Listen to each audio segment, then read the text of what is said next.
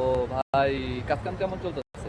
ভাই কাজ তো ভালো চলছে। আজকে একটু আবহাওয়া একটু খারাপ, ধুলা উঠতেছে। সেজন্য দেখেন আমার চোখে এত পরিস্থিতি। তো আপনার এই চোখ তো দেখা যায় ফুলে গেছে গা। জি, তো এই ঠান্ডা বাতাস তো তো এই সেই জন্য।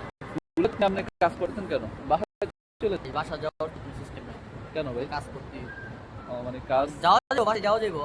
যাওয়া গেলে মনে করেন নাহলে তলব দিলাম তো বাইরে দিব। ঠিক আছে, সেই জন্য আর বাসাত না গিয়ে আমি এখানে বসে রইলাম। তো আপনার কাজ কবে করতেছেন?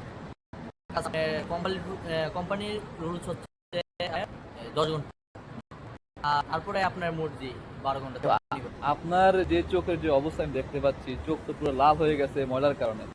আপনি এই অবস্থা দিয়ে আরো কাজ করেন তো আরো অসুস্থ যাওয়ার সম্ভাবনা বেশি, তাই না? তো আপনি কোম্পানিকে বলেন বাসায় চলে যান। বাসে গেলে তো ভাই যাওয়াই যায়। বললাম না যে আমি যদি বাসায় যাই তাহলে কিন্তু থাকতে হবে। কোম্পানি যদি যদি বলে যে বাসায় যাবো গা, তাহলে বাসায় গিয়ে শুয়ে থাকো। তো আইডি তো কত করে বলে বলবো না, বলবো আইডি অন অন রেখা তুমি শুয়ে থাকো।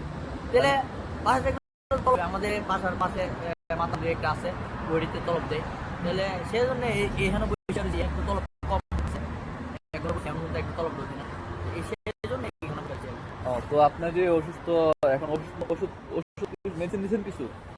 মেডিসিন বলতে সবই তো যায় নাই এখন, যে মেডিসিন কি করে ও, তো তাহলে এত কষ্ট আমরা প্রবাসীরা বা প্রবাসী ভাইরা কষ্ট করে কি জন্য জানেননি? টাকার জন্য। উনি চাইলে বাসায় যাইতে পারে বা আজকে দিনটা উনি ইনক্লুড দিতে পারে, কিন্তু চিন্তা করতেছে যে মনে করলেন যে আজকে যদি ডিউটি করি তো আজকে হাজিরাটা পাই, বাংলাদেশে পরিবারের কাছে কিছু টাকা পাঠাইতে পারবো, তাই না? তো এই লোকের অবস্থা। ভাই অসুস্থ হওয়ার পরও কাজের রানিং রাখছে 2 টাকা বেশি পাওয়ার জন্য। এইগুলো আমরা প্রবাসীদের হাল, বুঝছেন? তারপরে আমাদেরকে মানুষ কি দেয় না, ভালোবাসা দেয় না। প্রবাসীরা সবসময় অবহেলিত। যাই হোক, সবাই ভাইয়ের জন্য দোয়া করবেন। ভাই আসলে অসুস্থ হওয়ার পরও কাজ করতেছে, আসলে ফ্যামিলির জন্য করে। মানে বলুক বা না বলুক, সবাই তো ফ্যামিলির জন্যই করে।